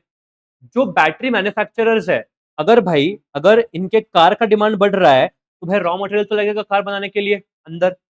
तो ये बैटरी मैन्युफैक्चरर्स जो है, इनका भी डिमांड बढ़ जाएगा, मतलब ये भी अपना प्रोडक्शन स्केल बढ़ा देंगे। तो ओवरऑल पूरा ईवी इंडस्ट्री का economy expansion, economies of scale होगा, मतलब overall for the entire EV industry there will be expansion of production, thereby leading to the external economies of scale. In the car industries, as Tesla and Ford invest in EV technology, battery manufacturers develop cheaper and long-lasting batteries. This benefits all the companies using EV batteries, reducing cost for everyone in the industry. It is India में कौन से है जो ये EV batteries में ये कर रहे हैं? बेट तुम में से कोई इन्वेस्ट करता है क्या स्टॉक मार्केट्स वगैरह में? कैसे सीए स्टूडेंट कहलाते हो? Start investing. तुमको रुको, आज बताता हूँ मैं तुमको, यू विल गो मैड। तुमको बताता हूँ मैं इन्वेस्टिंग का क्या ये होता है। छोड़ो, अगर तुम इन्वेस्ट करते नहीं तो कंपनी का नाम बता के क्या फायदा? मेरे को लगा कि तुम्हारा फायदा कर दो, छोड़ो। चलो, जब आगे जाके इन्वेस्ट करोगे और सोचना, अगर तुमको ये इलेक्ट्रिक व्हीकल में, या फिर basically in this sector you have to invest, there is Tata power which is into EV manufacturing. There is Amara Raja Batteries. Sir ये क्या है? कभी सुना ही नहीं है। हाँ, ऐसे स्टॉक पिक करने, टाटा पावर सुना रहेगा, but for sure you will not have heard this Amara Raja batteries. करना है तो करो, छोड़ो। Okay, development of skilled labour. Again read the example first. Example से ऊपर का कंटेंट पढ़ो, या फिर एग्जांपल पढ़ के समझ लो क्या है। सिलिकॉन वैली मतलब कौन सा? यूएस का, इंडिया का मत ले लो। इंडिया का सिलिकॉन वैली बैंगलोर है, बैंगलोर भी बोल सकते हो, तुम्हारी मर्जी।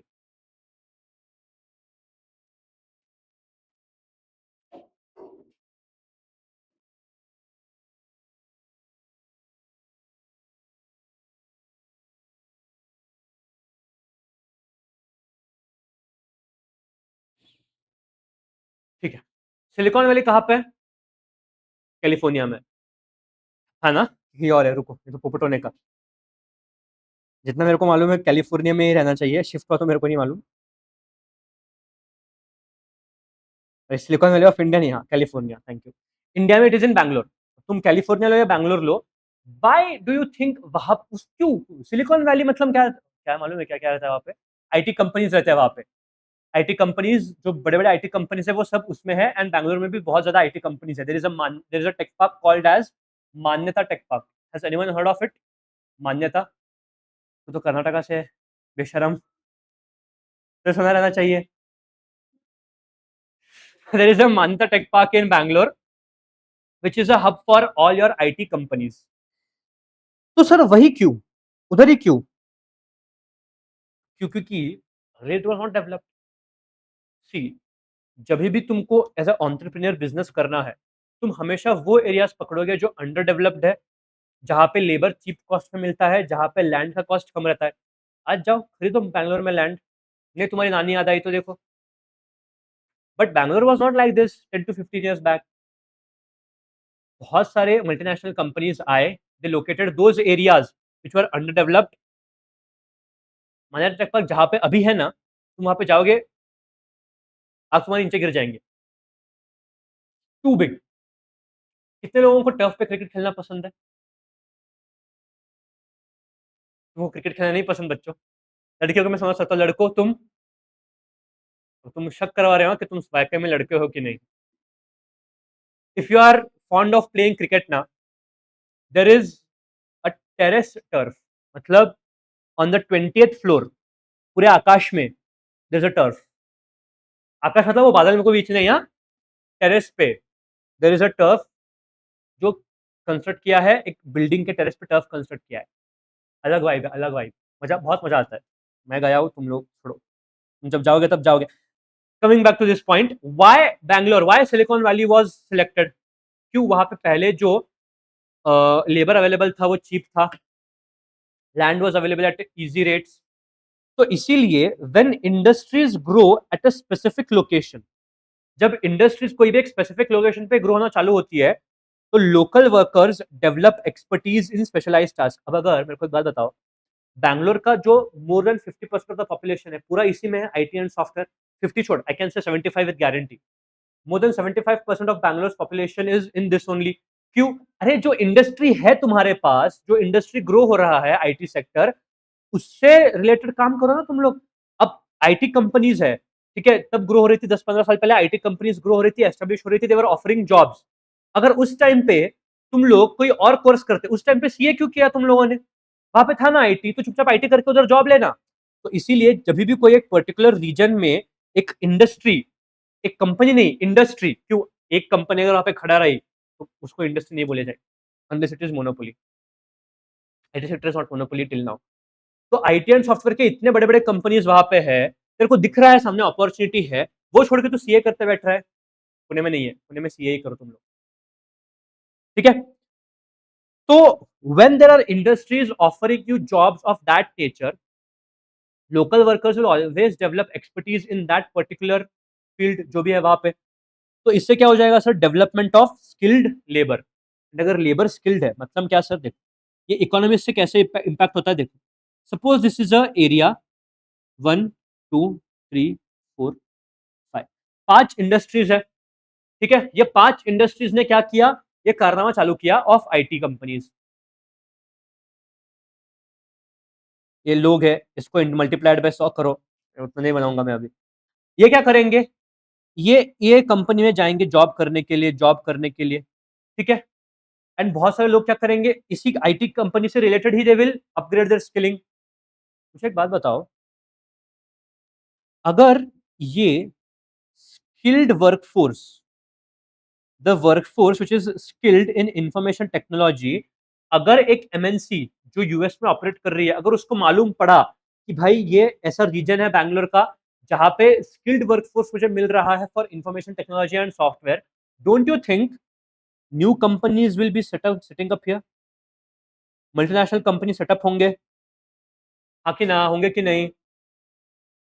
और सेटअप होंगे, और सेटअप होंगे। तो ये क्या कर रहा हूं मैं? This is nothing but economies of scale accruing to a industry as a whole. क्यों? काम करने के लिए इतने सारे लोग हैं, इंडस्ट्रीज कम है, तो इंडस्ट्रीज क्या करेंगे? वही ऑफर करेंगे जो इनका एक्चुअल में वर्थ हो। तो इससे क्या हो जाएगा? इंडस्ट्रीज अपने अननेसेसरली कॉस्ट भी बढ़ाएंगे नहीं, thereby getting what? Economies of scale. Expansion हो रहा है, क्या दिख रहा है क्या तुमको एक्सपेंशन? हाँ, तो ऐसे ही होता है। तो silicon valley has become a hub for tech talent, benefiting startups and large companies.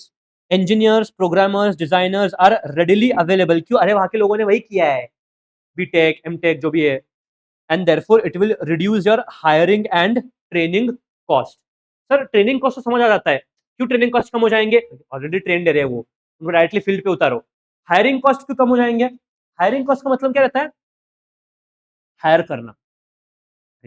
अगर रेडिली स्टाफ अवेलेबल है, अच्छा there are many companies in India, Naukri, job देखो, सुना है क्या कभी, these companies pay to them on an annual basis, annual basis, monthly basis, जैसा भी है, बड़े बड़े कंपनी उसको पे करते हैं कि भाई हमारे पास वैकेंसी है, लोगों को लेके आ जा, इसको बोलते हैं hiring cost.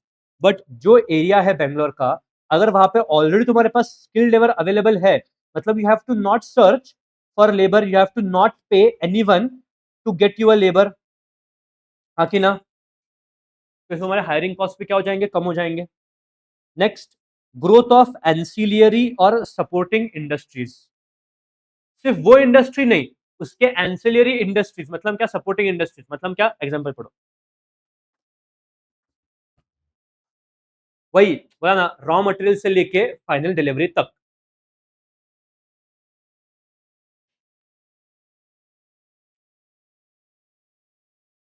The expansion of smartphone industry has led to the growth of app developers, जो नए नए एप्लीकेशंस बनाते हैं। क्यों, अभी एंड्रॉयड और iOS अलग अलग हुआ है, तो जो ऐप डिजाइन करना है तुमको दोनों ऑपरेटिंग सिस्टम से कंपेटेबल होना चाहिए, तो इसलिए ऐप डेवलपर्स का भी काम बढ़ गया है, मतलब वो भी अपना इकोनॉमिक्स ऑफ स्केल अचीव करेंगे। बैटरी मैन्युफैक्चरर्स, जाहिर सी बात है अगर फोन बना तो उसमें बैटरी डालनी पड़ेगी। पैकेजिंग फर्म्स, ये क्या है सर पैकेजिंग फर्म, तुमको क्या लगता है, जो एप्पल या फिर जो कंपनी का बाहर ऐसा बॉक्स रखा रहता है वो खुद वो कंपनी बनाती है, ऑब्वियसली नहीं, it is made by someone else, कोई बाहर की कंपनी वो पैकेजिंग, बाहर का पैकेजिंग बनाती है जिसमें फोन रखा जाए। Let me tell you one thing, तुमको विश्वास नहीं होगा, ये पैकेजिंग फर्म के बिना कोई भी इंडस्ट्री चलेगी नहीं, there is not a single industry which can run if this packaging firm industry is not there.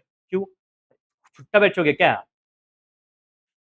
I know one of our client, let me not take the name, they are in this packaging firm industry, please guess करो उनका साल का revenue कितना होगा, revenue, revenue, profit तो तुम चौक जाओगे, profit छोड़ो, रेवेन्यू कितना होगा, अंदाजा साल का, and he is a sole proprietor bye the way, so it is not a company or a partnership firm, sole proprietor, 50 CR, I have got one option, इसमें भी एमसीक्यू खेलेंगे, चलो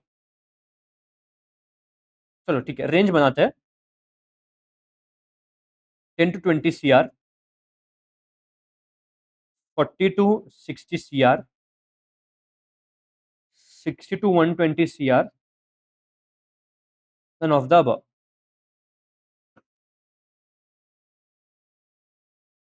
40 to 60,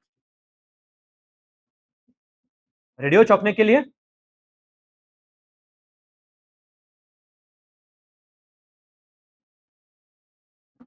300 करोड़, तो इतना कैसा, एंड उनके ज्यादा कस्टमर्स भी नहीं है, देयर ओनली 6 to 7 कस्टमर्स, 6 से 7 कस्टमर्स, अब कौन कस्टमर है मैं नहीं बता पाऊंगा, अगर बताया तो तुमको समझ जाएगा कि क्यों इतना हुआ है टर्नओवर, सिर्फ 6 से 7 कंपनीज है, गिन के बता सकता है, 6, 1 2 3 4 5 6 7 maximum, and they can earn, ये जो रेवेन्यू है, प्रॉफिट जो है, profit is 35% of the revenue, around 35 to 40% of revenue, 120 crore का प्रॉफिट, ज्यादा नहीं, उसके ऊपर टैक्स भर के, तो फिर कंपनी में कन्वर्ट क्यों नहीं किया, कंपनी में कैसा है, he is a very sceptical person, he does not trust anyone, and company form करने के लिए तुमको दो चाहिए सर, ओपीसी, ओपीसी का कंसेप्ट हट जाएगा, इट्स कंप्लीटली बकवास कंसेप्ट ऑफ ओपीसी, छोड़ो। तो बोलने का तात्पर्य क्या था कि every industry will expand if it is ancillary और in any way connected to your industry which is expanding, यहाँ पे इंडस्ट्री कौन सा एक्सपेंड हो रहा है, स्मार्टफोन का, एंड ग्रोथ किसका हो रहा है, बाकी इंडस्ट्रीज का। Next, better transportation and marketing facilities, example पढ़ो, ट्रांसपोर्ट और मार्केटिंग इंडस्ट्री का भी बेनिफिट हो जाएगा, कैसे, the rise of e commerce, तुम्हारा Amazon, Flipkart have led to the better logistics infrastructure. क्यों, अगर अमेजॉन ग्रो कर रहा है तो अमेजॉन का काम क्या है रे, प्रोडक्ट्स को डिलीवर करना, it is just a online market place. तुमने प्लेस किया ऑर्डर, अमेजॉन जस्ट इंश्योर्स कि वो तुम्हारे पास डिलीवरी हो जाए। अगर अमेजॉन को बहुत ज़्यादा ऑर्डर्स मिल रहे हैं तो जाहिर सी बात है it has to use more and more of logistics. तो इसलिए क्या हो जाएगा, लॉजिस्टिक्स ट्रांसपोर्टेशन बिजनेस भी बूम हो जाएगा। Companies like Amazon and Alibaba, how heard this Alibaba? कौन है अलीबाबा का फाउंडर? चाइनीज है, चाइनीज। जैकमा, सुना है Jack Ma? Alibaba was the original prototype before Amazon came into picture. Amazon is not original business of e-commerce. First business was Alibaba, but there is a theory, ये please YouTube में नहीं जाना चाहिए, छोड़ो, वो अंग्रेजों को नहीं समझता हिंदी, ऊपर से वो चाइनीज है तो पहले ही नहीं समझेगा। Now there was a propaganda, Jack Ma को चाइनीज गवर्नमेंट ने क्या किया था, जैकमा को चाइनीज गवर्नमेंट ने कस्टडी में लिया था, जैकमा को गायब कर दिया था। गायब अभी है, वो अभी जिंदा है, दिख रहा है अभी। There was a specific reason why Chinese government did not want Alibaba to grow. तो इसलिए उन्होंने क्या किया, जैकमा को किडनैप किया था, कस्टडी में लिया था, गवर्नमेंट कस्टडी। बट बाहर के दो लोगों को मालूम नहीं था, जब वो जैकमा बाहर आया तब उसने बताया। फिर अभी क्यों नहीं बिगाड़ सकते उसका, वो चाइना में नहीं रहता, वो छोड़ के चला गया, उसको समझ गया है अपना देश नहीं है।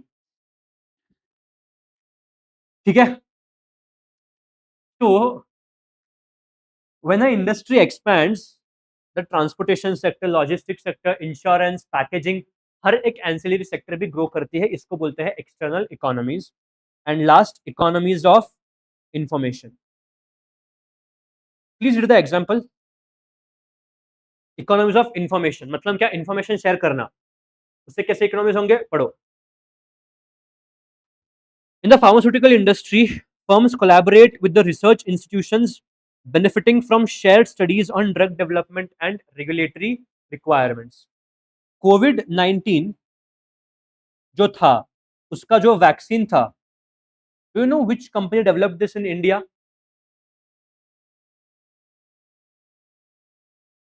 It was Serum Institute. This Serum Institute Pune में है, वो गर्व करो अपने आप पर। Serum Institute is a research institution. Serum Institute, it put hands together with many companies. ये pharmaceutical companies है, सिप्ला, डॉक्टर रेड्डी, एक और कंपनी है सिप्ला, डॉक्टर रेड्डी, याद नहीं आ रहा। तो सिप्ला, डॉक्टर रेड्डी, दो कंपनीज है, they tied hands with the Serum Institute, and उससे क्या किया, उन्होंने वैक्सीन डेवलप किया। तो when the vaccine was developed, the entire pharmaceutical industry as a whole experienced economies. क्यों? सीरम इंस्टीट्यूट का पहला कंडीशन क्या था मालूम है क्या, हम लोग कोई एक कंपनी को इंफॉर्मेशन शेयर करेंगे नहीं, we want multiple pharmaceutical company so that we can faster fasten the production of these vaccine. इसीलिए एक और कंपनी थी, नहीं समझा, ठीक है, कौन सा था, दीवा, रह सकता है, बहुत सारे कंपनीज थे बट मेजर दीवा, नाम नहीं सुना, पुणे का है, हाँ, वो नहीं पता। ठीक है, तो बेसिकली अज्यूम करो मेरा खुद का कंपनी है संकेत, भाड़ में जाओ। हम लोगों ने क्या किया मिलके, we increase the production of these vaccine, thereby experiencing economies of scale. This is called as economies of information, जहां पे सीरम इंस्टीट्यूट ने हमको वो ड्रग का इन्फॉर्मेशन चाहिए, कैसे बनाते हैं वैक्सीन, एंड हमने उससे क्या कर दिया, प्रोडक्शन बढ़ा दिया। So there was a economies of scale for the entire pharmaceutical industry as a whole. क्यों? अरे रेडिली मुझे सीरम इंस्टीट्यूट दे रहा है without incurring, obviously Serum Institute को मुझे पेमेंट देना ही पड़ेगा, जाहिर सी बात है। क्यों? तुमको पेटेंट दे, कैसे बनाना है वो भी सिखाए, और तुम उनको पेमेंट ना करो तो तुम क्या लगता है, ये सिप्ला, डॉक्टर रेड्डी दिया, they just make the medicine रे। उनको ऐसे इंस्टीट्यूट्स रहते हैं, मेडिकल इंस्टीट्यूट्स, जो उनको लाके देते कि भाई ऐसा ऐसा है, तो तुम देखोगे उनके बैलेंस शीट पे बहुत बड़ा अमाउंट जो रहेगा, it will be towards patent. खरीदते payment, they make the payment of patents on either on rental basis, जो तुमने बचपन में रॉयल्टी पढ़ा था, और they can directly purchase the patent outright, जिसको तुम दिखाते हो अंडर इंटेंजिबल असेट्स। ठीक है, तो ये तुम्हारे कुछ एक्सटर्नल इकोनॉमीज, तो इसमें से क्या पढ़ना है, कुछ भी नहीं पढ़ना है फाइनल रिवीजन के टाइम पे। एक्सटर्नल डिसइकोनॉमीज खुद पढ़ो, अभी मैं ये पढ़ाऊंगा। सेम पॉइंट्स लिखे हैं, घटिया है। ज्यादा एक्सपेंशन हुआ तो क्या होगा, वो पॉइंट लिखा है वहां पे। इनपुट कॉस्ट बढ़ जाएंगे, क्यों? जितना ज्यादा एक्सपेंशन होगा उतने ज्यादा फर्म्स आ जाएंगे प्रोडक्शन करने के लिए। रिसोर्सेस लिमिटेड है ना, तो रिसोर्सेस का कॉस्ट बढ़ जाएगा, मतलब cost of obtaining those resources and making the production will become expensive. तो अगर वो एक्सपेंसिव हो गया तो the entire premise of economies falls. Economies का मतलब क्या है? चीजें चीप होना, प्रोडक्शन कॉस्ट चीप होना। अगर रिसोर्सेस लिमिटेड है, रिसोर्सेस स्कैर्स है, बहुत सारे इंडस्ट्रीज आके काम कर रहे हैं, तो इंडस्ट्रीज विल फाइट कि भाई हमको रिसोर्सेस चाहिए, हमको रिसोर्सेस चाहिए। तो अल्टीमेटली रिसोर्सेस उस इंडस्ट्री को मिलेगा जो ज्यादा पेमेंट कर पाए। अगर एक फर्म ने ज्यादा पेमेंट करके रिसोर्सेस ले लिए तो फर्म के प्रोडक्ट्स ऑटोमेटिकली कॉस्टली हो जाएंगे। तो ultimately there will be this economies of scale. Higher transportation and marketing cost पढ़ो यार। पॉल्यूशन रेगुलेट, क्या घटिया चीज है, मार्केट सैचुरेशन पढ़ो। नहीं बोला ना, क्यों रखा है मेरे को नहीं मालूम, इतना अच्छा चीजें पढ़ा के तुमको ये घटिया चीजें पढ़ाना पड़ रहा है। ये जो शॉर्टेज है ना, इसका यही मतलब है, द रिसोर्सेस आर स्कैर्स, इस वजह से शॉर्टेज क्रिएट होता है। Higher transportation, overcrowding in industrial region leads to congestion, higher freight cost and logistics inefficiencies। अगर तुम लोग जो एक्सपेंशन कर रहे हो, अगर वो एक्सपेंशन इतना ज्यादा करा किया है तुम लोगों ने और डिमांड भी तुम्हारा बढ़ गया है, तो ट्रांसपोर्टेशन ये सब कभी ये बढ़ जाएगा, मैग्नीट्यूड बढ़ जाएगा। ट्रांसपोर्टेशन मतलब उड़ के तो नहीं जाएगा, रोड से जाएगा, हो गया ओवर क्राउडिंग वगैरह। एंड अगर तुमको मालूम है तो जो पेमेंट होता है ट्रांसपोर्ट इंडस्ट्रीज को, जो ट्रांसपोर्टेशन में है उनको पेमेंट कैसे होता है? उनको पेमेंट होता है किलोमीटर वाइज, किलोमीटर्स के हिसाब से उनको पेमेंट होता है। बट अगर कंजेशन हुआ, ट्रैफिक हुआ, वो क्या करते हैं, see if the distance is 200 kilometres, the distance is 200 kilometers from one place to another, logically this should be covered in 1 day, 1 day is sufficient। तो वो किलोमीटर्स के हिसाब से चार्ज तो करते हैं, बट अगर ट्रैफिक कंजेशन हुआ तो उनका 1 डे के बदले 2 डेज भी लग सकते हैं, उनका एक डे तो वेस्ट हो गया ना। इस डे का भी वो पैसा रिकवर करेंगे, thereby increasing the cost of distribution. वही किलोमीटर्स बढ़ाओ, कंजेशन ज्यादा करो, एक दिन का 2 दिन, 2 का 4, 4 का 5, गया फिर तुम्हारा। पोल्यूशन एंड रेगुलेटरी कंसर्न, माफ करो, market saturation, too many firms in the same industry can cause increased competition, reducing profit margins. मतलब क्या? ये है इधर इतने सारे इंडस्ट्रीज है, इतने सारे तुम्हारे पास फर्म्स है, तुमको एक प्रोडक्ट खरीदना है, तुम्हारे पास इतने ज्यादा कॉम्पिटिटर्स अवेलेबल है, तुम कहां पे जाओगे? कहां पे जाओगे तुम लोग? कहां पे जाओगे मतलब कॉन्सेप्ट से खरीदोगे, on what basis will you? Product quality same है, जहां पे प्राइस कम होगा, अरे तुम इतने होशियार से बोल रहे हो जहां पे प्राइस कम होगा, don't you think these sellers will know कि जहां पे प्राइस कम होगा कस्टमर हमारे पास ही आएगा, सारे सेलर्स प्राइस कम करेंगे। तो अल्टीमेटली फायदा क्या हुआ? तुम इकोनॉमीज करके तुम्हारा कॉस्ट कम कर रहे हो, अरे बेवकूफो, कॉस्ट से ज्यादा तुम तुम्हारा रेवेन्यू कम कर रहे हो। What is the use of economies of scale? Economies of scale का मतलब क्या? हमने कॉस्ट कम किया, हमने सेलिंग प्राइस पे कम किया, बट कॉस्ट अगर इधर है तो सेलिंग प्राइस इधर है, मतलब there is still a chance of profit. ये कब हो जाएगा मालूम क्या? जब बहुत सारे फर्म्स आ जाएंगे ना, कॉस्ट कम किया, कॉस्ट इतना है, रेवेन्यू बहुत कम किया, प्रॉफिट मार्जिन अपने आप गिर जाएगा। So this is called as market saturation. ठीक है, तो अगेन इकोनॉमिक्स, इस इकोनॉमिक्स एक बार जब फर्स्ट टाइम रिवीजन करोगे, पढ़ना समझना, बाद में देखना भी मत इसके लिए, बस you should know the meaning of economies, this economies, internal economies and external economies. चलो, ऑलरेडी लास्ट नोट है, इसके लिए बुक में कहीं भी एक्सप्लेनेशन दिया नहीं है, ठीक है, but there is a MCQ जो यहां से पूछ सकता है। अब तक जो हम लोगों ने अब तक जो हम लोगों ने एवरेज कॉस्ट पढ़ा, वो हमेशा यू शेप था, more than flatten U shape था। The traditional theory suggest that a flatten U shaped is the long run average cost curve, but modern firms experience L shaped LAC curve. मतलब LAC का curve ऐसा नहीं रहेगा, वो कुछ तो ऐसे रहेगा, एल शेप्ड एलएसी कर्व रहेगा।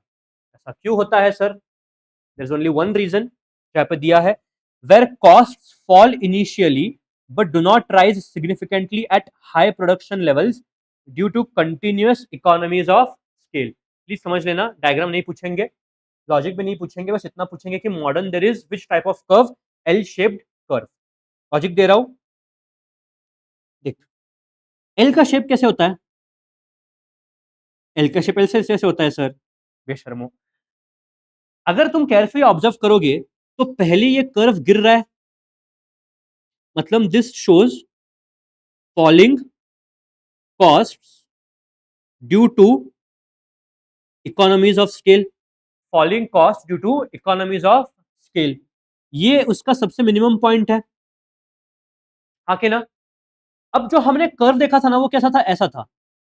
अरे आए, हमने जो कर्व देखा था वो ऐसा था, ठीक है. यहां पे कॉस्ट कम हो रहा था, फिर it reach the minimum point and फिर कॉस्ट बढ़ रहे थे, एंड कॉस्ट जो बढ़ रहे थे वो बहुत बढ़ रहे थे. अब मॉडर्न स्टडीज क्या दिखाता है कि देख भाई तेरा ये कॉस्ट कम हुआ, मतलब यहाँ पे you are experiencing economies of scale, यहाँ पे you reach the minimum point, but आगे जो डिसइकोनॉमीज ऑफ स्केल होंगे वो ज्यादा नहीं होंगे, मतलब उसका पूरा ऐसा शेप ऐसा नहीं बनेगा, मतलब जितने इकोनॉमीज उतने ही डिसइकोनॉमीज, ऐसा नहीं होगा. The diseconomies will be there but they will be a bit of less, मतलब कॉस्ट यहाँ पे बढ़ेंगे बट इतना ज्यादा कॉस्ट नहीं बढ़ेंगे, बिकॉज समवेयर अगर तुम्हारा अगर तुमको समझ गया है कि you are losing your economies, you as a businessman will always start to find out what are the new sources from where I can get my economies of scale back. इसलिए क्या होता है, डिसइकोनॉमीज होते हैं बट ज्यादा होते नहीं है. अब अगेन एल शेप कर्व ऐसा परफेक्ट नहीं होता, ये कुछ ऐसा होगा तुम्हारा, दिस शेप, इसको उन्होंने बोला एल शेप कर्व, वही दिखा है, बाकी कुछ मत करो. जस्ट रिमेंबर कि modern forms experience L shaped LAC curve. क्यों सर, बिकॉज कॉस्ट पहले गिरेंगे, मतलब वो नीचे का लाइन आ जाएगा, but they do not rise significantly at high production levels because of continuous economies of scale. This was the last aspect of this chapter.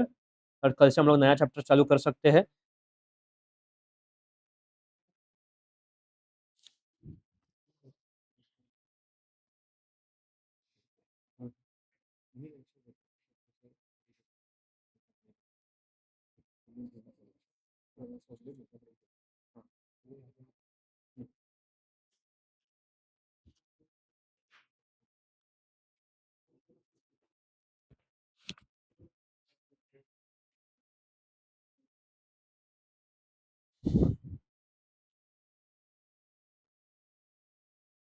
Come to the theory of production, उसमें कहाँ पे आओगे, मतलब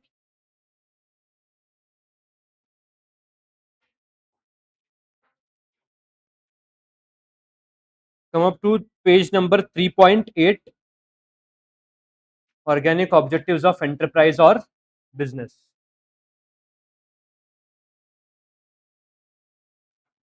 Organic objectives of enterprise या objectives of enterprise or business.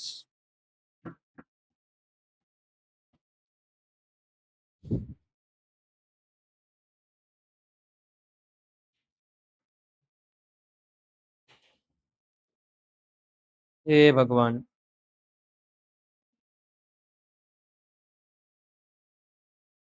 Plan change, मेरे को मन नहीं हो रहा है पढ़ाने का. अरे बहुत घटिया है रे. हाँ, क्यों पढ़ा तुम लोगों ने. चलो विल कवर दिस. ऐसा बोला इंपॉर्टेंट नहीं है, कवर नहीं करूंगा ऐसा नहीं है. एक आधे घंटे का 30 मिनट्स का आई विल गिव यू रिकॉर्डिंग, ठीक है. वो रिकॉर्डिंग देख लेना, इसके लिए मैं नहीं पढ़ा सकता है, क्योंकि प्रॉब्लम क्या मालूम है क्या, अगर मैं इसको पढ़ाने जाऊँ ना तो अब तो तुमको मालूम रह हो चुका होगा कि अगर मैं एक पॉइंट पकड़ू ना तो आई स्ट्रेच इट टू फार, मेरे को वो करना नहीं है. तो जब तक मुझे सामने से रिस्पॉन्स नहीं मिलता ना तब आई कैन गो अच्छे से. तुम रिस्पॉन्स देते हो इसलिए मैं पढ़ाता हूँ ज़्यादा. चलो इसका मैं रिकॉर्डिंग दूंगा तुमको, don't worry. Again as I said this is not important from examination point of view, तो यू कैन इग्नोर. अब तुमको दिखाता हूं मैं एग्जाम में आता क्या है ये चैप्टर से. Now I think we can look up at some questions. चलो क्वेश्चन नंबर 16, जिसमें तुमने फिर से टेस्ट में आती खाई थी.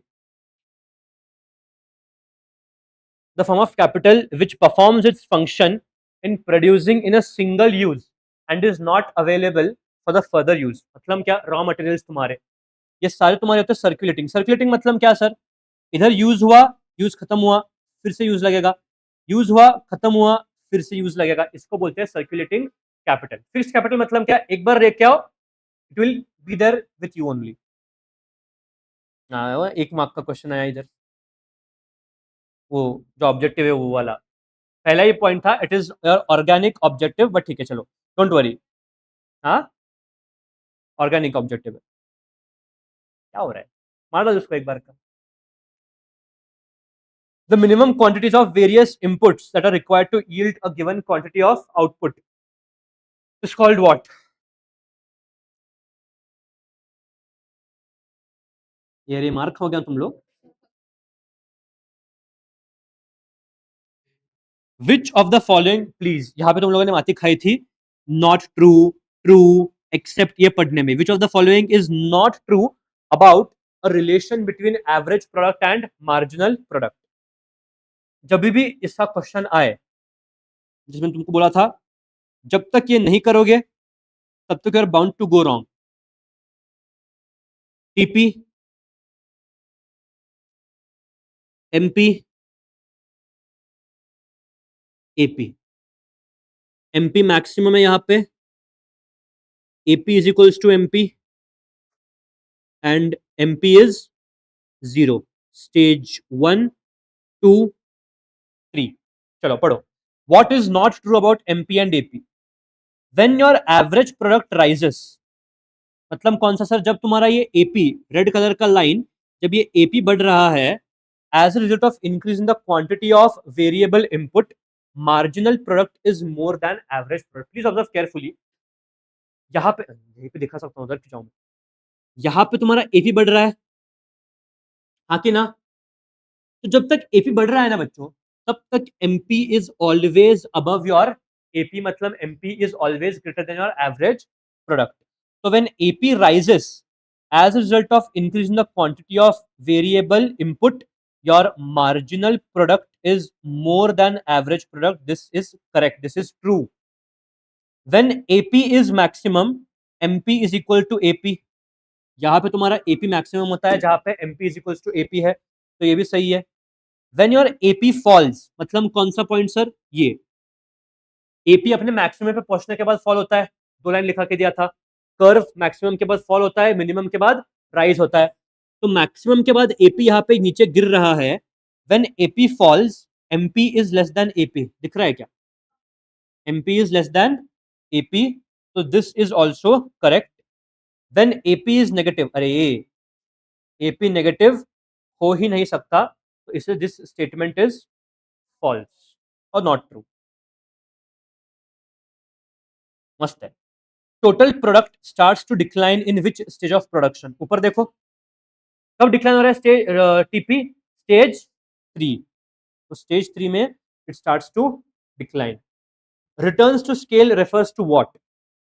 Changes in the output as a result of proportionate change in one of the variable factors of production. Changes in the output as a result of proportionate change in all factors. Changes in the output as a result of change in any 2 variable factors, or changes in the output as a result of variation in factor proportions. What do you mean by returns to scale?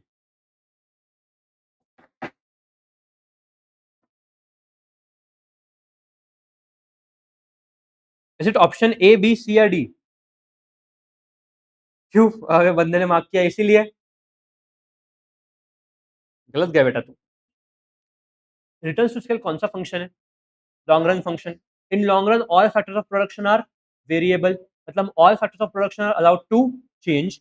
So changes in the output as a result of proportionate change in all factors of production is called as your returns to scale. linear homogeneous production function is another name for linear homogeneous production function is another name for constant returns to scale. लिखा के दिया था अरे budget line or budget constant line which shows various alternative of combination of two factors which the firm can buy with a given outlay. Factors पूछा है ISO cost. तो तुम्हारा TPMP वाला क्वेश्चन नहीं average fix this question was too good this question was अरे बेवकूफ ने लेकिन करेक्ट आंसर मार्क किया है बेवकूफ नहीं अच्छा है वो बट अभी ठीक है तुम लॉजिक बताओ ना मेरे को ये तो इजी है what is the average fixed cost of 2 units of output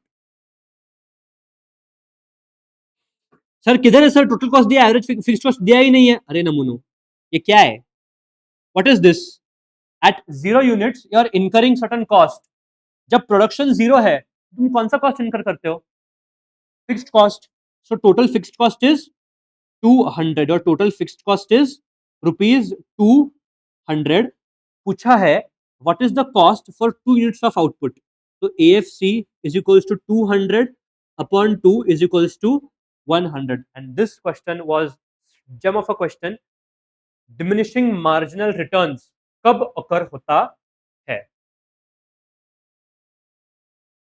फिर वो सौरभ याद है क्या उसका ही पेपर है ये बंदे ने सही लिखा है diminishing marginal returns start to occur answer is correct 1 and 2 why sir marginal returns कहाँ पे पड़ा था MPTPAP सर ये कॉस्ट दिया है ना उनको बोला था मैंने diminishing marginal returns start to occur after the point of inflection अगर तुम केयरफुली ऑब्जर्व करोगे output total cost marginal cost 0 1 2 3 4 and 5 total cost is 200 310 410 500 604 and 710 again what is MC here 110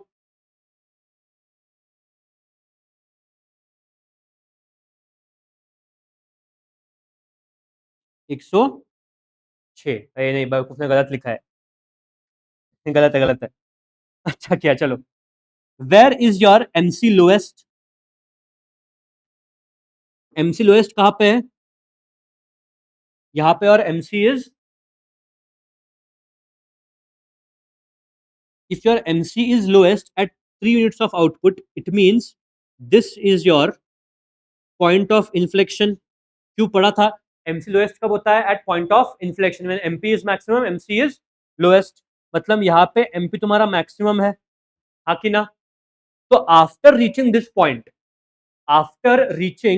this point जब तुम और प्रोडक्शन करोगे जब output तुम्हारा 3 से आगे क्रॉस होगा तब you will face law of diminishing marginal returns मतलब 3 to 4 between 3 and 4 units you will experience law of diminishing marginal returns this is covered in our question bank don't worry बस इतने ही question थे बाकी के पूरे markets के question है ठीक है so tomorrow I will give you the question bank of chapter 3 जो हम डिस्कस करेंगे I don't want to start chapter 4 tomorrow because 2 दिन फिर से गैप आएगा Friday and Saturday so we'll start afresh on Monday with chapter 4 chapter 4 is your make or break chapter it can come for आराम से 15 mark या 16-17 mark के लिए भी आ सकता है it is genuinely the most interesting and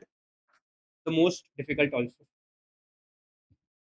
see you there don't miss the basics test ready ho